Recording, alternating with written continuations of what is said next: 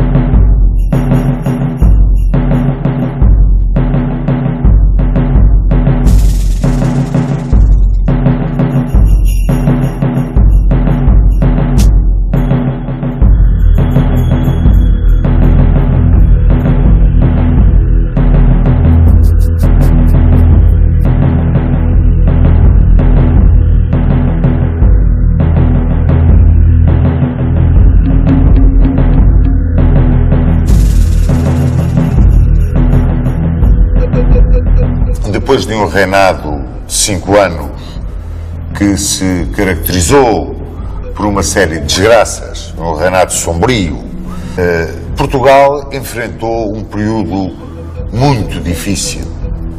O período que correspondeu à luta entre duas fações que, no seio da nobreza e alargando-se à burguesia e ao povo, apoiavam para a regência do reino e tutoria na maioridade do sucessor da coroa, Dom Afonso V, o infante Dom Pedro, duque de Coimbra, ou a rainha viúva, Dona Leonor de Aragão.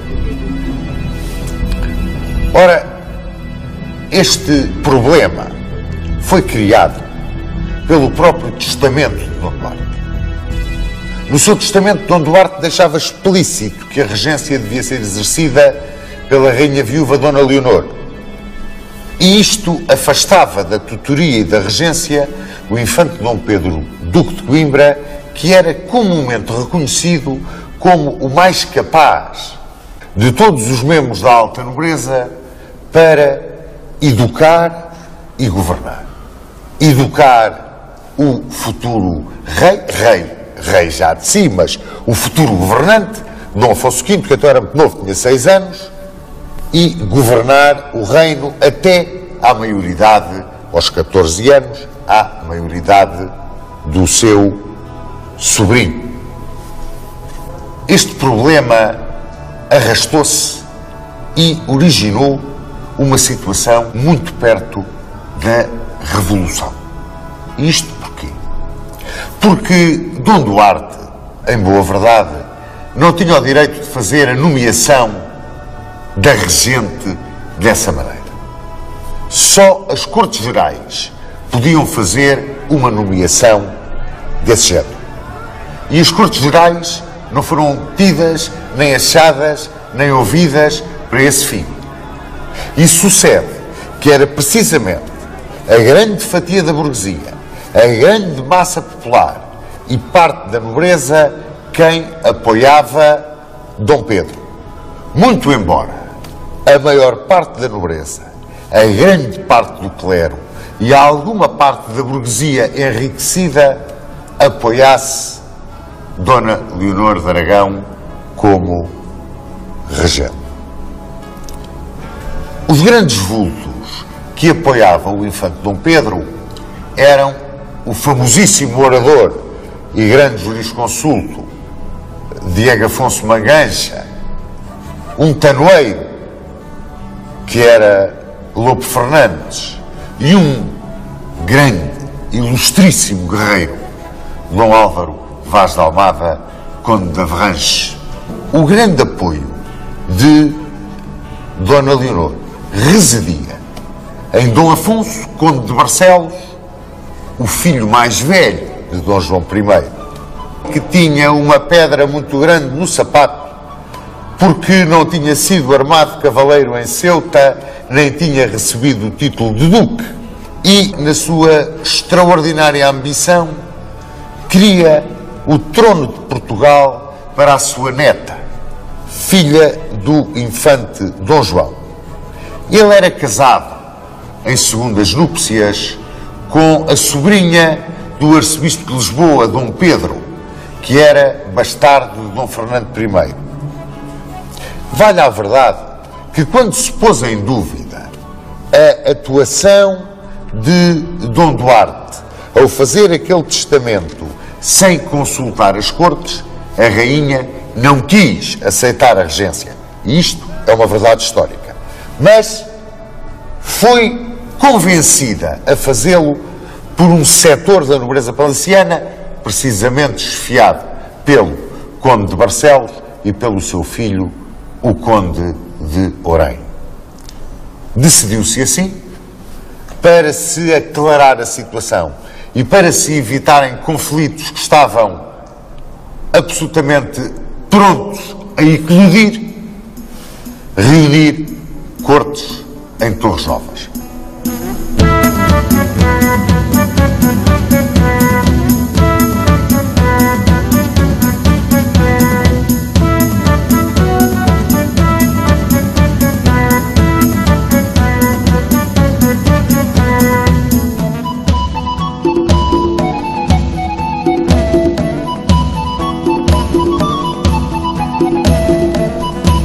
Em novembro de 1438, reuniram-se Cortes Gerais no Largo da Igreja de Santiago, em Torres Novas.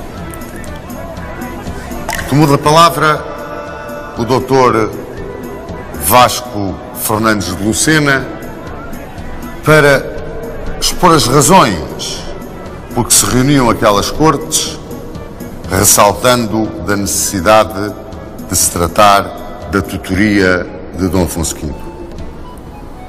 Mas quem teve uma atuação perfeitamente definida e decisiva nessas cortes foi o infante Dom Henrique.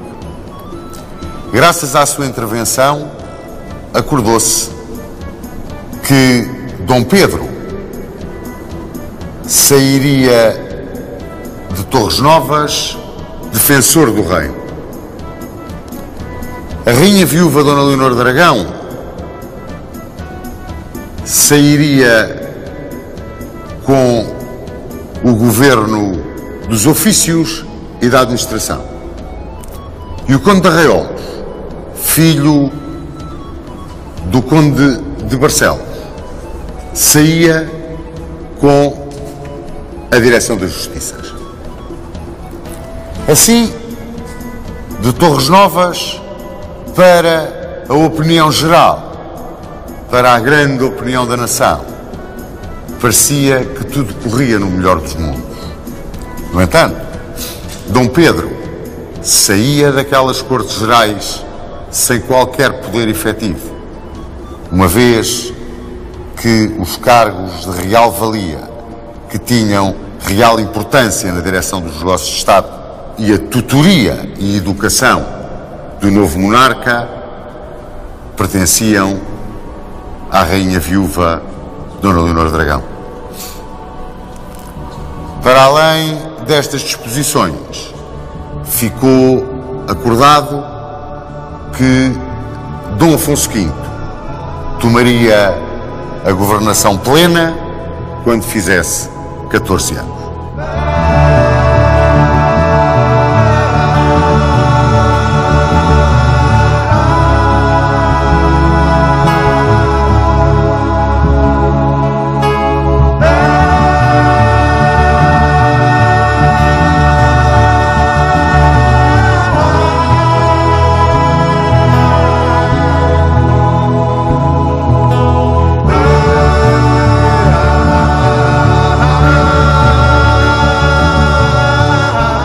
Estas cortes de Torres Novas deixaram o país numa situação em que um aparente equilíbrio conduzia a um precipício tremendo.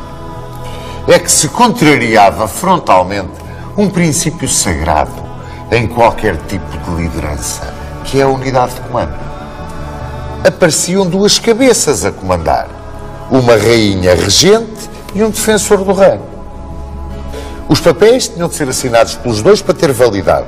As decisões tinham que ser tomadas com o acordo dos dois. E por aí fora. E não há dúvida nenhuma que foi a rainha quem começou a prevaricar naquilo que tinha ficado decidido. Começou a conceder mercês, a fazer nomeações, em documentos onde não aparecia a assinatura do infante Dom Pedro. É claro que Dom Pedro não aceitou e foi para a solução da consulta à Câmara de Lisboa. E essa consulta à Câmara de Lisboa teve como consequência a Câmara dizer que havia necessidade da regência ser exercida por uma só cabeça e que essa cabeça devia ser a de um legítimo puro sangue português, digamos assim. Um legítimo puro sangue português com prestígio e capacidade para conduzir os destinos da nação na minoridade do rei.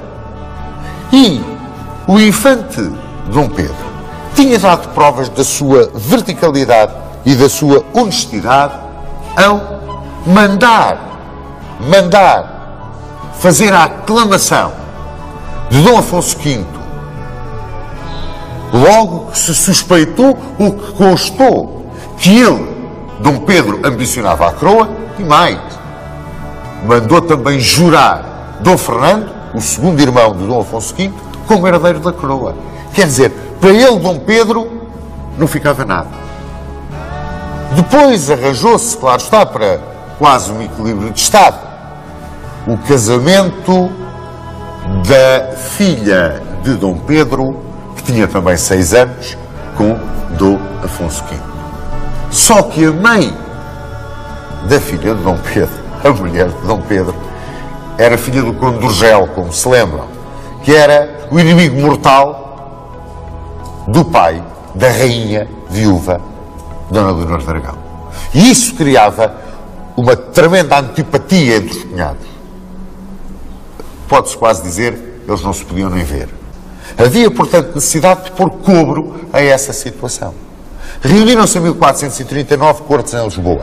E, se não me engano, são essas cortes que querem determinar de uma vez por todas Dom Pedro como regente do reino e vão até ao ponto de invocar a lei sálica. E mais, ao ponto de dizerem que Dona Leonor, embora seja uma senhora de grande virtude, é estrangeira.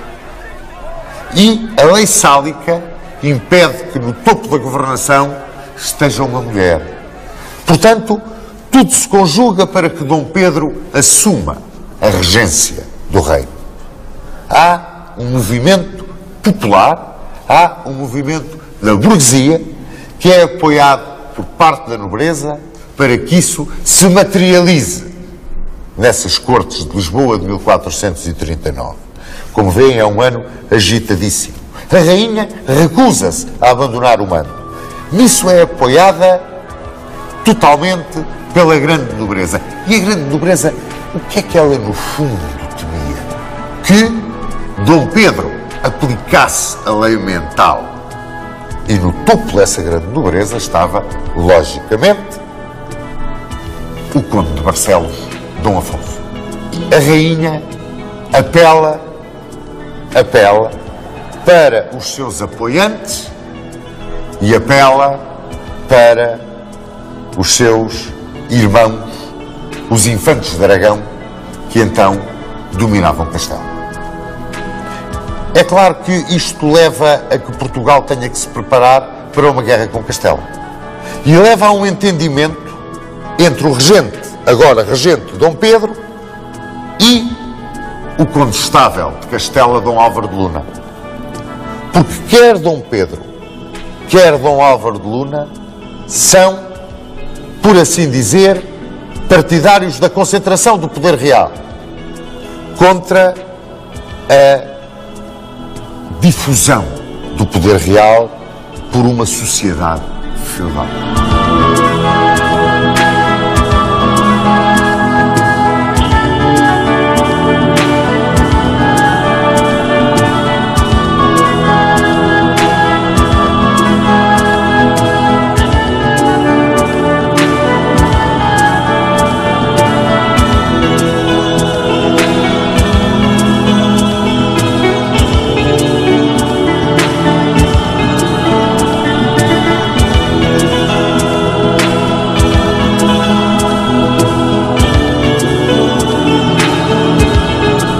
Como última arma a empregar para a manutenção do poder, a rainha resolveu lançar o dissídio entre os irmãos.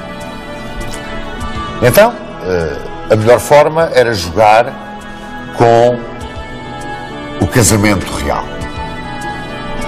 Portanto, impedir o casamento de Dom Afonso V com a filha do Duque de Coimbra, do infante Dom Pedro, e conseguir que esse casamento se desse entre Dom Afonso V e a filha do infante Dom João. É claro que o infante Dom João foi de uma dignidade extraordinária e não aceitou essa manobra baixa e apoiou o irmão, o Duque de Coimbra. Da mesma forma que o infante Dom Henrique também foi metido ao barulho. Quiseram pô-lo contra Dom Pedro, dizendo que Dom Pedro se preparava para lhe retirar o apoio, o que não era verdade. Dom Pedro apoiava as navegações, toda a gente sabe isso. O que ele não apoiava era outra coisa, era a aventura marroquina. E Dom Henrique também não acreditou, ou naquela altura, pôs-se ao lado do irmão. É claro que isto era um avolumar de uma situação que a rainha não podia suportar mais e retirou-se para Castela. Retirou-se para Castela, foi para Toledo, onde faleceu. E ficava com as mãos livres, por assim dizer, o Duque de Coimbra. Fez do Conde de Barcelos Duque de Bragança. Mas não deu o título de Condestável ao Conde de Oranho. Isto depois, em 1441, da morte do infante Dom João. As desgraças da família Davis iam encontrar então um dos seus momentos culminantes. Em julho de 1443, na sua cela miserável, uma pocilga, em Fez, morre o infante Dom Fernando. É o próprio Lazarac que o torturou até ao fim quem reconhece que ali estava, naquele prisioneiro, um homem de uma dimensão absolutamente celestial. Vivia-se em Portugal um momento muito importante para a regência de Dom Pedro e para aquilo que sucedeu a seguir. Parecia que a nação se aliava do infante Dom Pedro. O que é que estava por trás disto? Porquê? Assim, de uma forma tão repentina.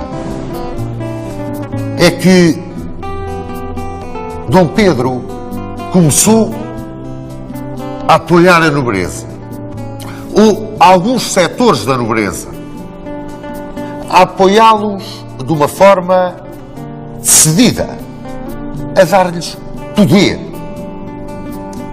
Talvez porque Dom Pedro sonhava com um Portugal dividido em regiões, digamos assim, governadas por nobres muito poderosos que seriam responsáveis perante o rei. Mas Portugal é demasiadamente pequeno para poder ser dividido em países. E é muito grande para poder ser dividido em regiões. Esta ideia do professor Borges Macedo é curiosíssima e aplica-se precisamente àquilo que sucedeu ao infante Dom Pedro. É que o infante Dom Pedro contrariou, na sua ideia de divisão de Portugal, contrariou frontalmente a tradição mais arraigada no povo português desde a fundação da nacionalidade, que é a tradição municipal. E quando Dom Pedro, sogro do rei de Portugal, entregava o poder a um jovem monarca de 14 anos, viu como a nobreza a quem ele não tinha aplicado convenientemente a lei mental e que ele, em muitos casos, tinha engrandecido, agora o punha de lado, o olhava de lado como um inimigo a abater e rodeava um jovem monarca que tinha ideias rocambolescas, que estava vocacionado para as aventuras mais incríveis. Tudo se preparava, portanto, para o confronto que era inevitável entre o monarca, Dom Afonso V, e o sábio príncipe, Dom Pedro, Duque de Coimbra.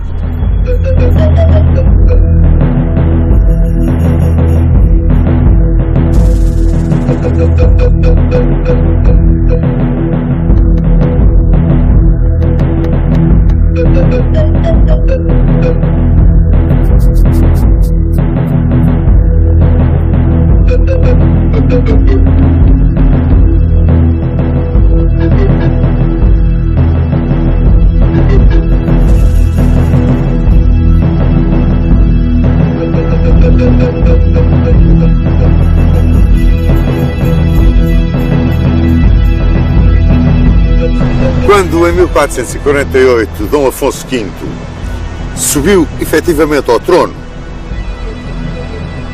era um jovem de 16, 15 anos, extremamente ambicioso, valente, desembaraçado, mas muito influenciável.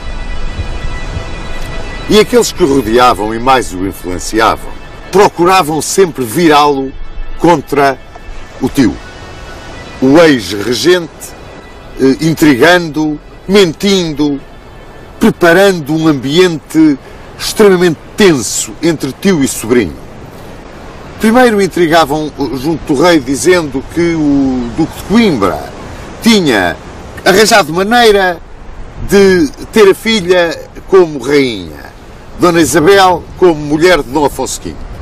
Depois, porque Dom Pedro, filho do infante Dom Pedro, era o condestável do reino. Portanto, se Dom Afonso V visse bem, o tio detinha as rédeas de toda a decisão. Intrigavam também dizendo que ele tinha sido um péssimo administrador, tinha malbaratado o erário, se calhar até teria roubado, era um homem com conversações estranhas com Castela e muito provavelmente estaria envolvido em envenenamentos da morte de Dom Duarte e de Dona Leonor de Aragão, os pais de Dom Afonso V. É claro, o rei, influenciável como era, tinha aquilo que nós podemos dizer, naquela moça idade, uma má cabeça.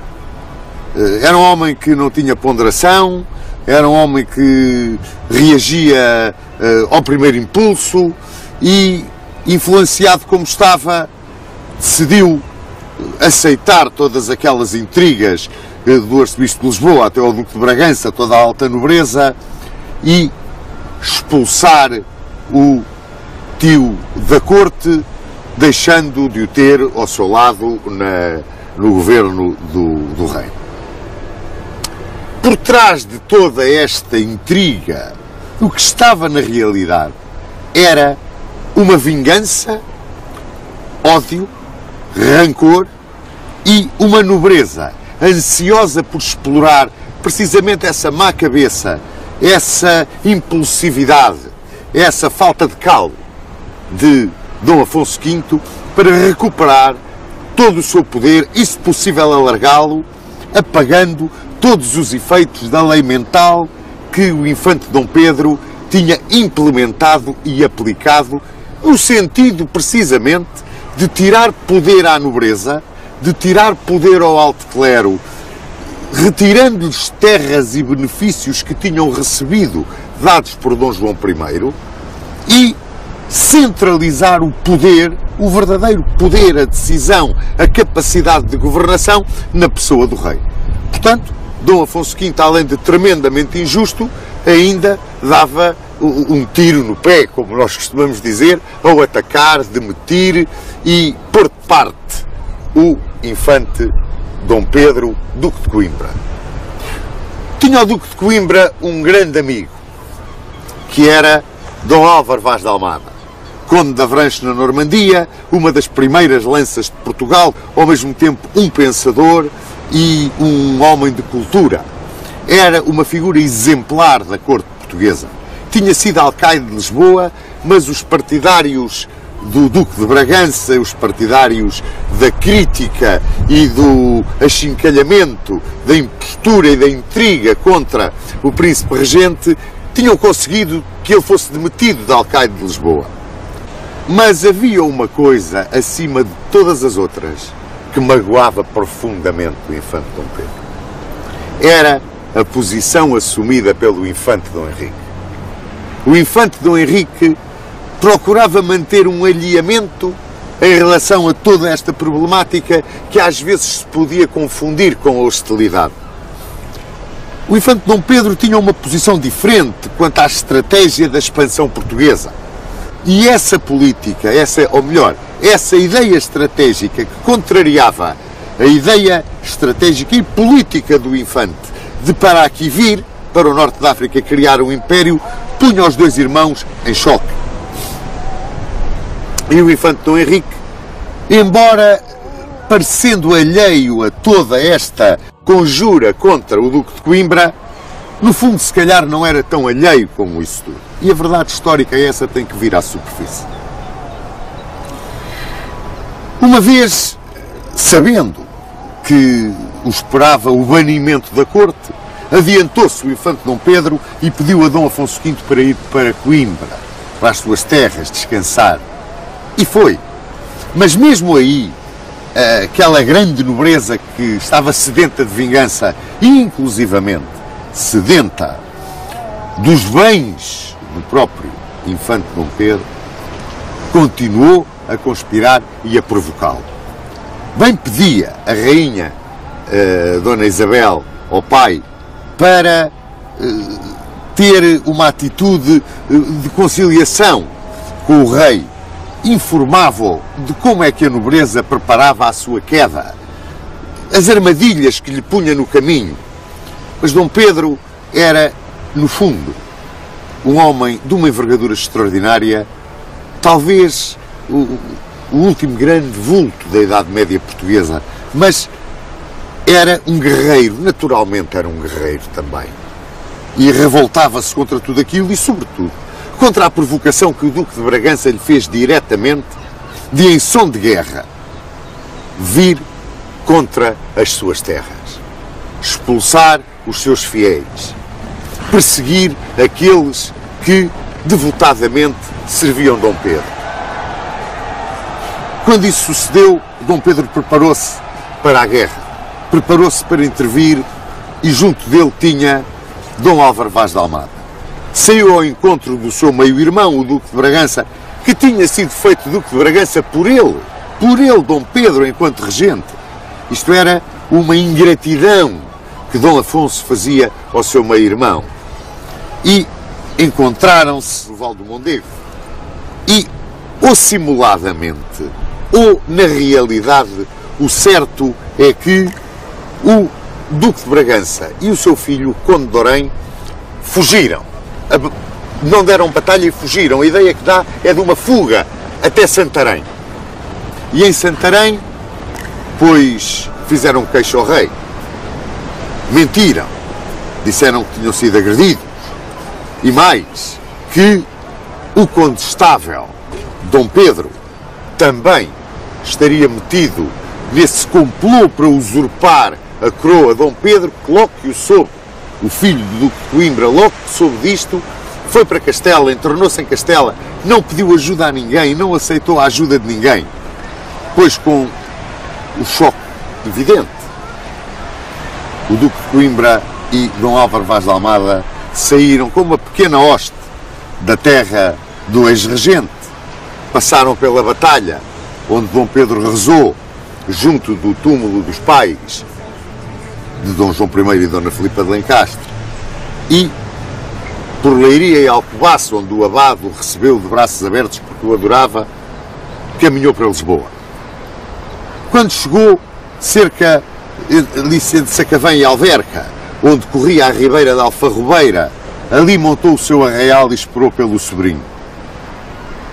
E Dom Afonso V avançou contra ele, contra o rebelde, em som de guerra, com a hoste real formada, acompanhada por todos os seus, por alta nobreza, os Braganças, o Conde de Odmira e, o que mais magoava, o infante Dom Pedro, o próprio infante Dom Henrique. É desculpável a atitude do infante Dom Henrique.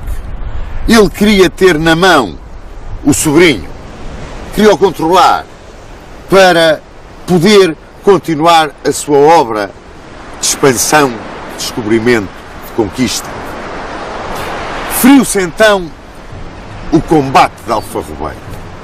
É claro, a hoste real era tão poderosa, era tão grande, a hoste do infante tão pequena, o encontro de Alfarrobeira não teve história. Morreu o infante Dom Pedro, e quando foram dizer a Dom Álvaro Vaz de Almada que o seu amigo como irmão estava morto no campo de batalha, ele espoliou o cavalo, atirou-se contra as forças do rei, foi derrubado por aquela superioridade imensa que o rei tinha ao seu lado, e quando estava no chão, virou-se para aqueles que o iam matar e teve uma frase que nós hoje tantas vezes dizemos: fartai vilanagem. O grande vencedor de Alfarrobeira não foi Dom Afonso V. Dom Afonso V ganhou com a força toda que tinha ao lado, mas houve uma nobreza toda poderosa que sai vencedora de Alfarrobeira. Outro dos vencedores é, sem dúvida, o infante Dom Henrique.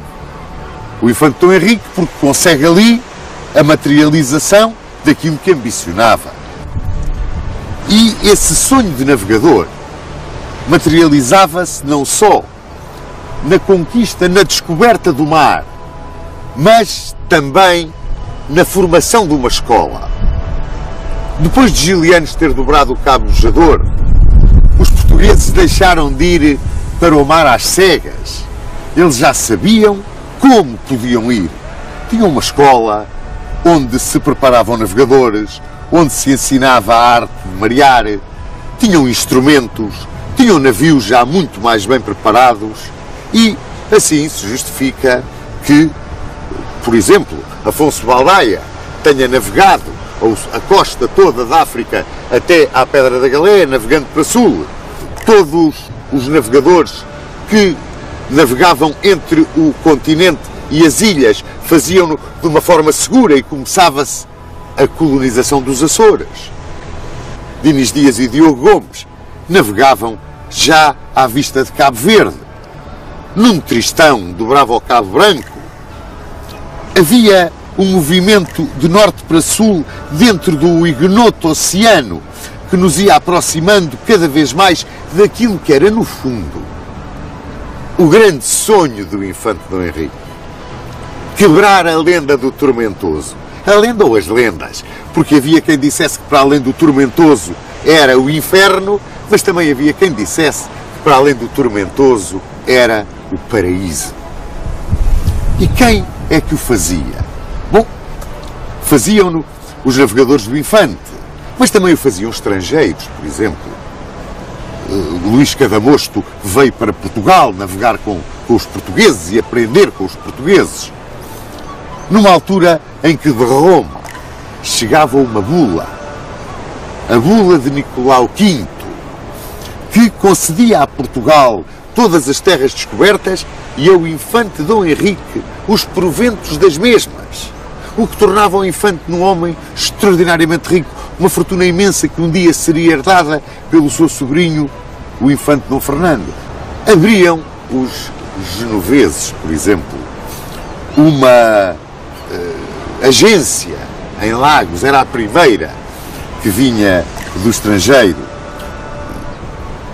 Outros navegadores, pois, iam à descoberta já em esquadras, como foi o caso de Vicente Dias, Cadamosto e António da Nola, que navegaram na Gâmbia. Quando Pedro de Sintra chegava à Serra Leoa. Mas havia mais qualquer coisa que impulsionava toda esta gente. É que começava a exploração do ouro e o comércio de escravos. Começava a entrar muito dinheiro com o comércio de escravos.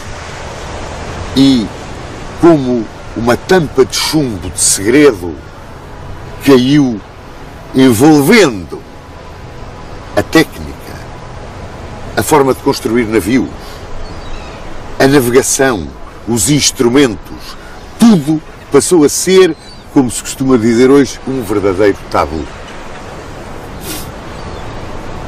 Assim, o infante cumpria o seu sonho na procura do Preste João.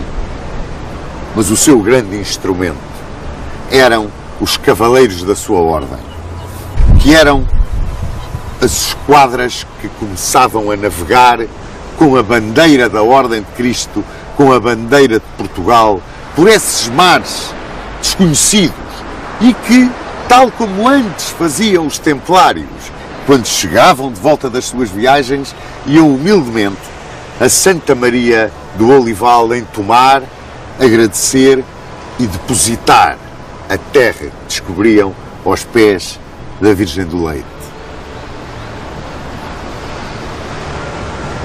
Estávamos em 1458. Dom Henrique achou que tinha chegado o momento de pedir ao sobrinho a ajuda para a sua aventura no Norte da África. Ele sabia da ambição do sobrinho e da sede de riqueza e de glória da grande nobreza que o incensava e cercava. E conseguiu. Em maio de 1453, Maomé II tinha tomado Constantinopla, aquilo que nós consideramos como uma marca do fim da Idade Média. E Calixto III lançaram uma cruzada. Dom Afonso V, desde março de 1455, estava viúvo. Morreu Dona Isabel, morreu de parto ao dar à luz o príncipe Dom João, o futuro Dom João II. E Dom Afonso V sentia-se como se fosse o paladino da cristandade no norte da África. Organizou-se a primeira grande expedição ao norte da África. Comandava Dom Afonso V, levava o infante Dom Henrique, que no fundo, era o verdadeiro comandante daquela expedição, e com eles ia o infante Dom Fernando, o herdeiro natural de Dom Henrique. E foi aqui, nesta praia, que eles desembarcaram. E foi esta ruína que eles conquistaram, a Praça de Alcácer Seguer, onde estamos. A Praça de Alcácer Seguer foi conquistada praticamente de surpresa. E a igreja de Santa Maria da Misericórdia foi erguida no sítio onde estava a mesquita. Distinguiu-se na conquista de Alcácer Seguer Dom Duarte de Menezes, a quem foi dado a alqueidaria da Praça de Alcácer Seguer e o lugar de fronteiro de Alcácer Seguer. Ao defender brilhantemente esta praça e a usar de uma finta de guerra, digamos, para iludir o inimigo, e a praça estava sujeita a um cerco apertadíssimo. Quando os mouros se convenceram que a praça ia cair pela fome, Dom Duarte de Menezes fez uma sortida com a cavalaria a cavalo. Os mouros estavam convencidos que ele já tinha mandado matar os cavalos para poder sobreviver e desanimaram de tal maneira que retiraram e abandonaram Alcácer Seguer. Ganhou aqui o título de Conde de Viana, Dom Duarte de Menezes.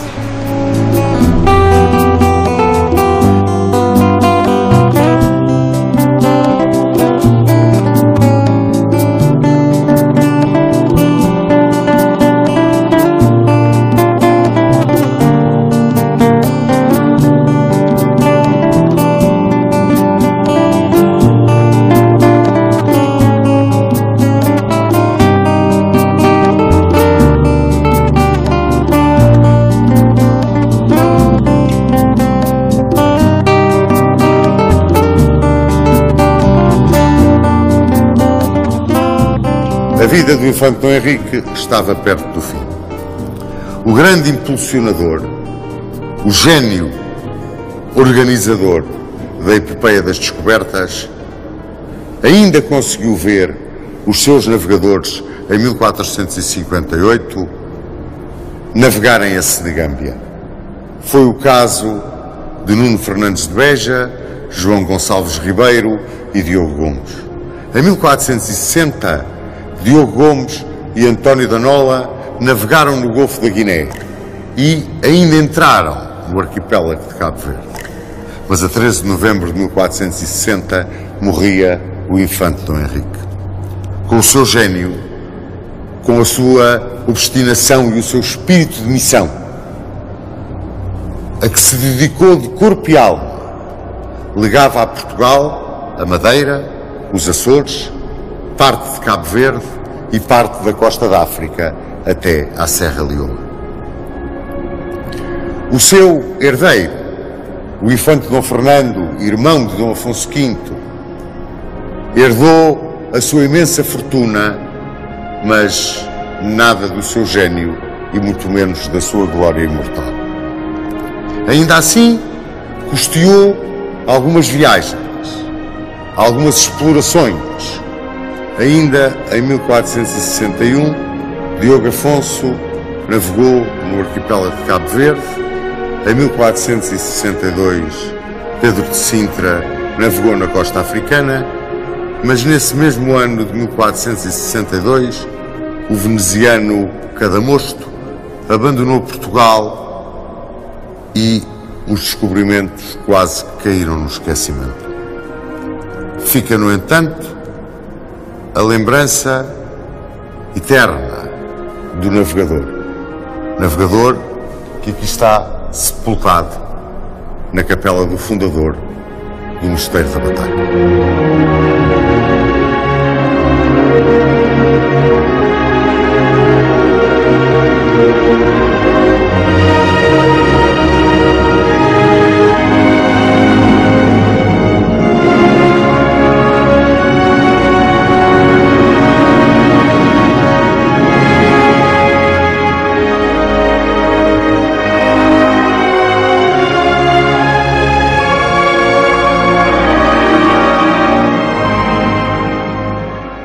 Corria o ano de 1463 e a Lisboa chegavam muitos avisos feitos por Dom Duarte de Menezes, aqui o alcaide de Alcácer Seguer, acerca da dificuldade de conquistar Tânger, acerca dos perigos que encerrava a conquista de Tânger. Mas Dom Afonso V não queria ouvir nada. E em 7 de novembro de 1463 ele saiu para essa expedição contra Tânger. Tânger, tão má memória para os portugueses. Esta expedição saiu bem, não teve problemas na partida, porque a outra, a anterior, a de 1458, essa tinha tido a atrasá-la uma grande peste que assolou Lisboa. Mas esta agora, esta expedição de 1463 parecia abençoada. Tudo correu bem. E com ele iam os melhores cavaleiros. E ao Conde de Odmira, o Duque de Bragança com todos os seus filhos. Mas a resistência de Tânger foi de tal ordem que não a conseguiram tomar. Mesmo com o infante Dom Fernando avançando sozinho contra uma porta de Tânger e sendo salvo pelos seus cavaleiros num episódio de grande galhardia militar, mas completamente inútil para fazer cair a praça. E Dom Afonso V deu ordem de retirar aqui para Alcácer Seguer e entregou o comando da cobertura dessa retirada a Dom Duarte de Menezes. E Dom Duarte de Menezes morreu em combate, a defender, aqui cerca de Alcácer Seguer, a retirada do rei para Portugal, depois de repelido diante de Tânger. Mas nesta altura, a sua atenção era chamada para a situação em Castela. Henrique IV de Castela era casado com uma irmã de Dom Afonso V, Dona Joana de Portugal. Não se estavam bem, havia grandes problemas, a nobreza não gostava nada da rainha, o rei também gostava muito pouco, constava-se que tinha uma amante, Dona Guiomar, e criou-se ali em Castela uma situação de grande tensão e quase de guerra civil. Queriam derrubar o rei porque diziam que ele era incompetente. E a única pessoa que defendia o rei dentro da alta nobreza, digamos, era Dom Bertrand de la Cueva. E este Dom Bertrand de la Cueva era acusado na intriga de corte de ser amante da rainha. Acontece que Dona Joana de Portugal engravidou e nasceu uma menina, a que foi posto o nome de Joana. E a essa Joana, a má língua da corte castelhana chamava a Beltraneja, por ser supostamente filha de Dom Beltrão de la Cueva. O homem que, quando a guerra civil contra Henrique IV de Castela realmente eclodiu, a venceu. Manteve a coroa na cabeça de Henrique IV e foi feito Duque de Albuquerque. Mas os revoltosos não desistiram, não desanimaram e foram oferecer a coroa de Castela à irmã de Henrique IV, a infanta Dona Isabel. Ao mesmo tempo, mais ou menos, em que o filho do Duque de Coimbra, Dom Pedro, que tinha sido condestável de Portugal e tinha procurado refúgio em Urgel, e tinha sido Conde de Urgel, casado com a filha do Conde de Urgel, como bem se lembra. Morria, dizem que envenenado, abrindo a união de Urgel a Aragão, onde reinava Fernando de Aragão. Isabel de Castela aceitou a coroa, mas impôs uma condição. Toda a nobreza tinha que prestar homenagem a Henrique IV. E ela o que aceitava era ser a herdeira da coroa de Castela. A nobreza aceitou exigiu-se a expulsão e o repúdio de Dona Joana de Portugal. A Beltraneja ficou em Castela. Henrique IV não se opôs. Era um homem sem caráter, sem vontade, essa é que é a verdade. E Dona Isabel de Castela, cuja mão tinha sido recusada pelo nosso Dom Afonso V quando enviuvou, casava com Fernando de Aragão. No panorama da história peninsular começavam a surgir os célebres reis católicos. Pois Dom Afonso V, nessa altura, preparava a expedição de 1471 ao norte da África. Vinha com ele o seu filho, o infante Dom João, que tinha então 16 anos. A expedição era enorme, tinha 24 mil homens. E lança-se nessa expedição e vem conquistar a Praça de Arzila.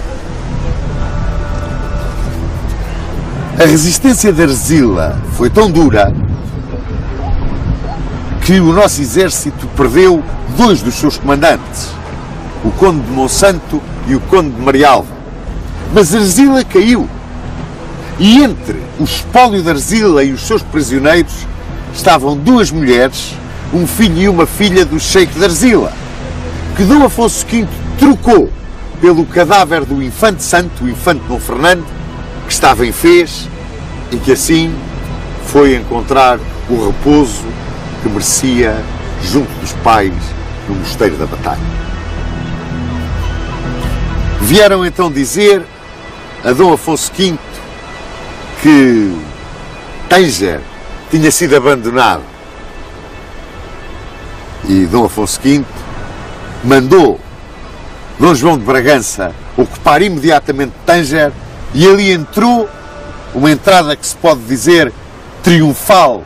Tal foi a maneira como o seu exército o aclamou, que se podia dizer que tinham morrido os fantasmas do sonho e do pesadelo do infante Dom Henrique.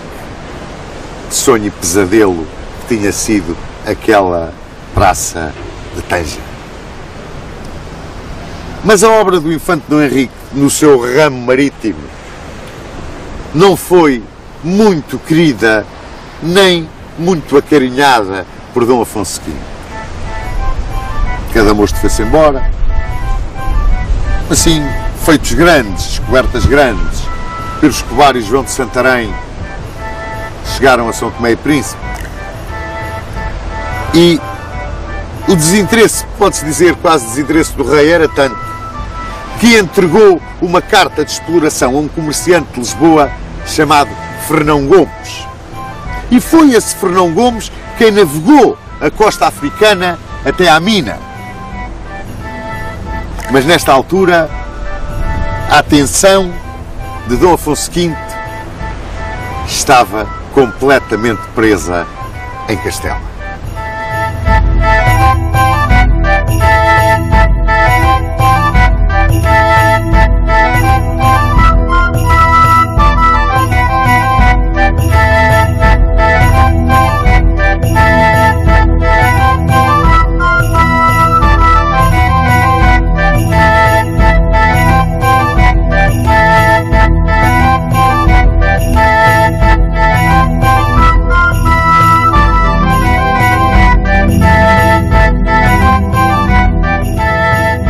Quando morreu Henrique IV de Castela, deixou em herança a coroa a Dom Afonso V.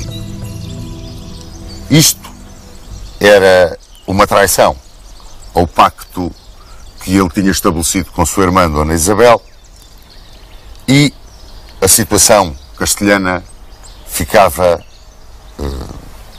muito complicada.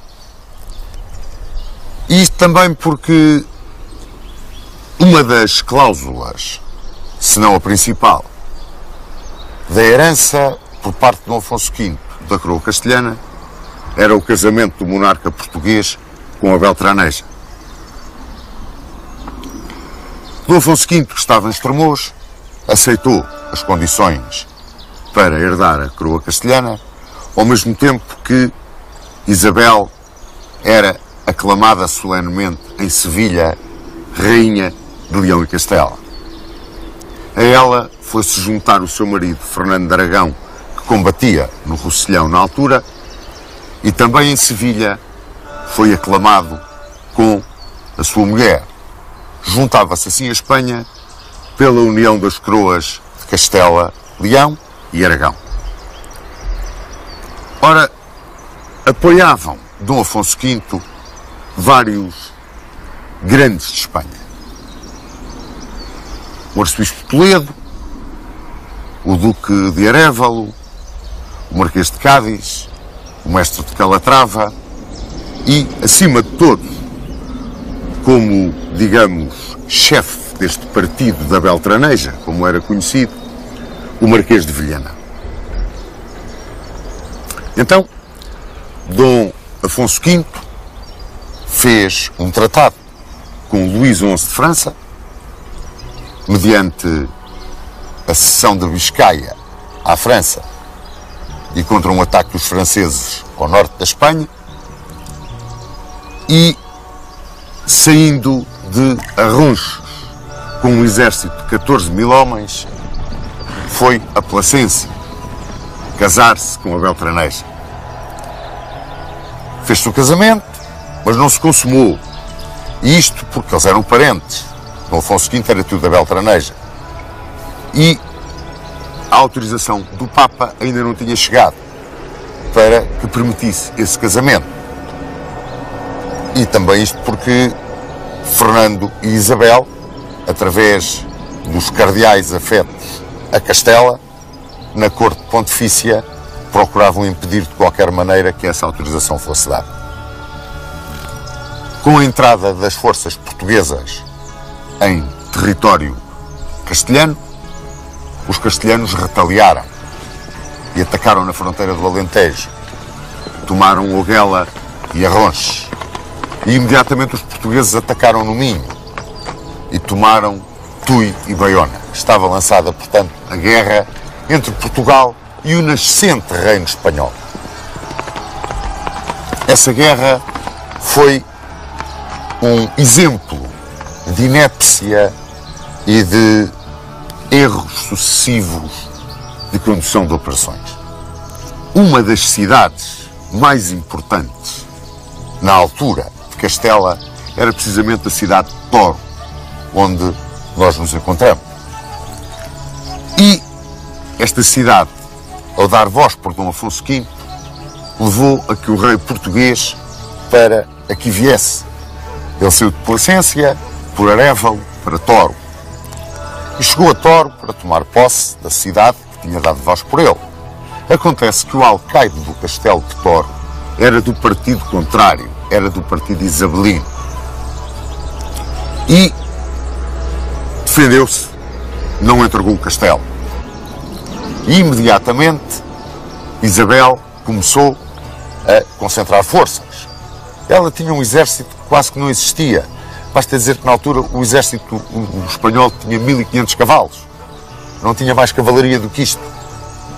E Dom Afonso V, que bem podia ter explorado a fraqueza do inimigo e atacar na direção do sul de Castela e ocupar definitivamente todo o reino, não.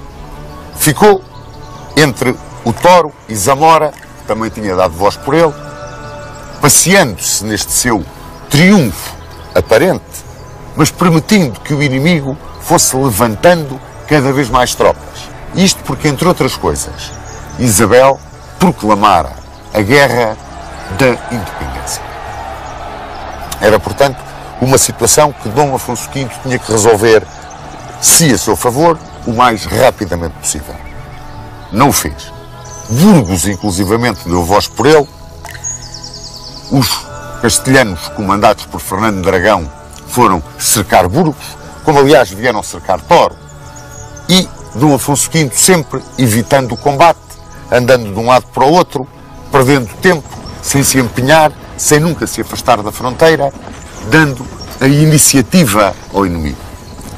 Por sorte dele, Fernando de Aragão era militarmente tão incompetente quanto ele próprio. E, por isso, também não dava nenhuma batalha decisiva a Dom Afonso V. Inclusivamente chegou a propor-lhe uma paz. Uma paz que era territorialmente favorável a Dom Afonso V. Cedia Fernando de Aragão a Galiza, Zamora e Toro. E Dom Afonso V aceitou.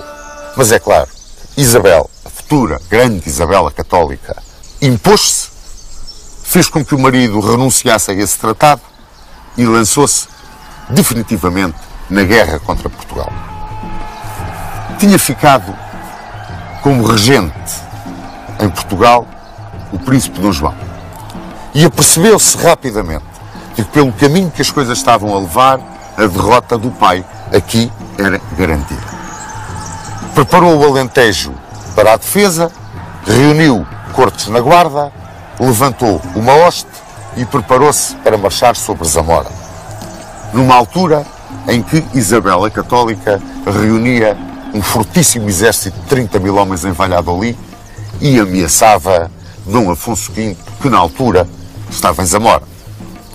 Retirou Dom Afonso V de Zamora, Zamora caiu em poder dos castelhanos e veio-se refugiar aqui em Toro, com o seu exército e a Beltraneja, onde se lhe veio juntar o príncipe Dom João com 16 mil homens. Ficava o exército português forte de 25 mil homens. Eram dois exércitos para a época muito fortes que estavam frente a frente, mas completamente destituídos de comando. Portanto, passaram o fim do outono de 1475 e o princípio do inverno de 1476 em marchas contra marchas, desafios, enfim, a campanha não andava nem para trás nem para a frente. Com Fernando de Aragão em Zamora e Dom Afonso V em Toro. Até que Dom Afonso V resolveu ir pôr cerco a Zamora. Mas a sua inépcia militar, aliada às terríveis condições de tempo que fizeram, obrigaram-no a levantar o cerco de Zamora e vir novamente para Toro. Saiu em sua perseguição Fernando de Aragão, que tinha finalmente encontrado alguém ao lado dele capaz de dirigir operações convenientemente, o Duque de Alba. Perseguiu o exército português e veio encontrá-lo aqui onde nós estamos agora, junto do Rio Douro e à vista da cidade de Toro. A Batalha de Toro travou-se aqui onde nos encontramos no dia 1 de março de 1476. Começou ao fim da tarde, com péssimas condições de tempo, e pode-se considerar dividida em duas partes completamente distintas. A primeira, no início da batalha, uma grande carga da cavalaria portuguesa da sua ala esquerda, comandada pelo príncipe Dom João, e que levou de vencida toda a direita espanhola, parte do centro, e levou com ele, de escantelhão por aí fora, por esses campos fora, Dom Álvaro de Mendoza e o próprio Dom Fernando de Aragão.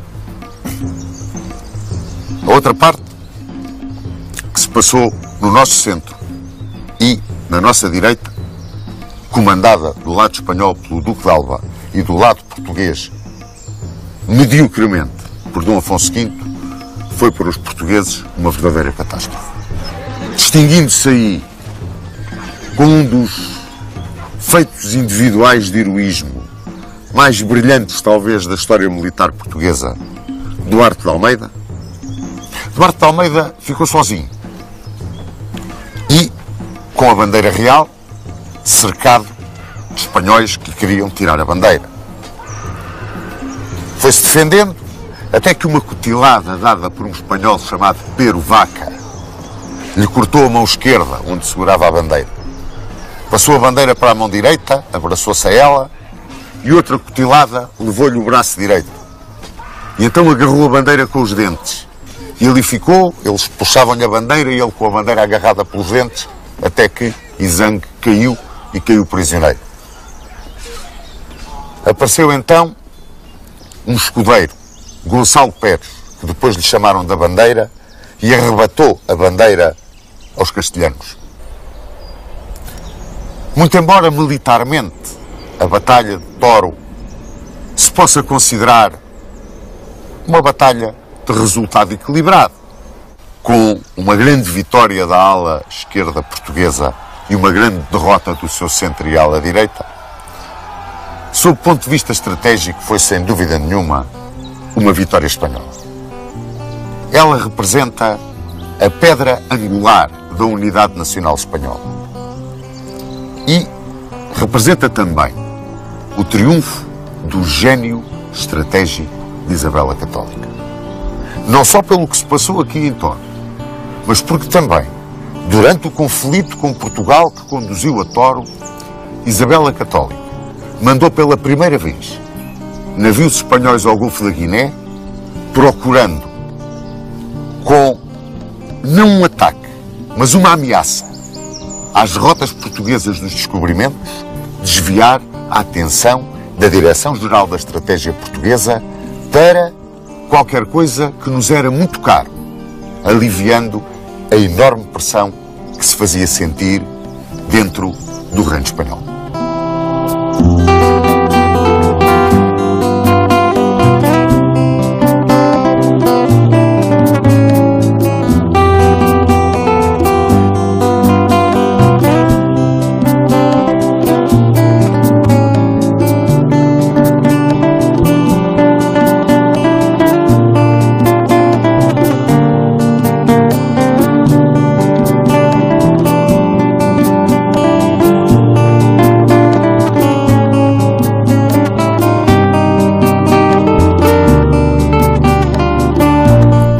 Depois da Batalha de Toro, Dom Afonso V decidiu procurar o apoio de Luís XI para a sua causa. Para isso, foi a França. Mas tão mal recebido foi, com tanta indiferença, quase que raiando o desprezo, que o rei entrou em desespero e decidiu abdicar e viajar para a Terra Santa a combater os infiéis. Quem trouxe a notícia da decisão real para Portugal foi Antão de Faria. E em 10 de novembro de 1477, Dom João II foi aclamado rei em Santarém. No entanto, Dom Afonso V, em França, sentiu-se em perigo. Teve medo que Luís XI o entregasse aos castelhanos. E então refugiou-se numa praia na Normandia, à espera que alguém o fosse buscar para o trazer para Portugal. E foi realmente a Armada Real francesa, comandada pelo almirante Leclerc, que o trouxe de volta à pátria para Oeiras. Dom João estava na praia de Santos quando recebeu a notícia de que o seu pai ia regressar. Aí apareceu o Dom João II dos tempos da Coruja e dos tempos do Falcão. E, curiosamente, só o cardeal Alpedrinha é que se apercebeu perfeitamente dessa duplicidade de comportamentos do príncipe de Portugal. Perguntou, temeroso, o que é que havia de fazer? E disse-lhe o Duque de Bragança, pois recebeu-o como pai e como rei. Dom João II agarrou numa pedra e atirou-a com toda a força para a água. E o cardeal Alpedrinha disse, esta pedra a mim já não me dá na cabeça. E foi para Roma, abandonou o país. Dom João II abraçou e recebeu muito bem o seu pai e entregou-lhe coroa e cetro. E para impedir o pai de cometer mais disparates, assinou com Castela um tratado de paz, o Tratado das Alcáçovas. Em 4 de setembro de 1479, nas Alcáçovas, assinava-se um tratado que teve uma grande importância. Nele, Dom Afonso V considerava que os seus direitos à coroa castelhana já não existiam. E considerava também que rompia o seu casamento com a Beltraneja. A Beltraneja entrava nas terçarias de Moura à espera de que o infante Dom João, filho dos reis católicos, tivesse idade para casar com ela. Assentavam-se o matrimónio de Dom Afonso, filho de Dom João II e de Dona Leonor, com a infanta Dona Isabel, filha dos reis católicos. Infante e infanta recolheriam também às terçarias de Moura. E como reféns ficaria o Duque de Viseu, Dom Diogo, também nas terçarias de Moura. Mas a parte mais importante do tratado era aquela em que Castela reconhecia os direitos de Portugal a todas as terras descobertas para sul do Cabo Não, na imensidão do mar Oceano e até à Índia ignorada, que ninguém sabia onde estava ainda muito bem. Quanto a Dom Afonso V, pois não durou muito mais tempo. O africano, como chamaram a Dom Afonso V pelas suas conquistas em Marrocos, morreu em Sintra, no mês de agosto de 1481. E foi sepultado aqui na Batalha, aqui, na Capela do Fundador. E curiosamente está ao lado do túmulo do seu sogro, o infante Dom Pedro, Duque de Coimbra, que ele tão maltratou e que acabou, como bem se lembram, por matar na Batalha de Alfarrobeira.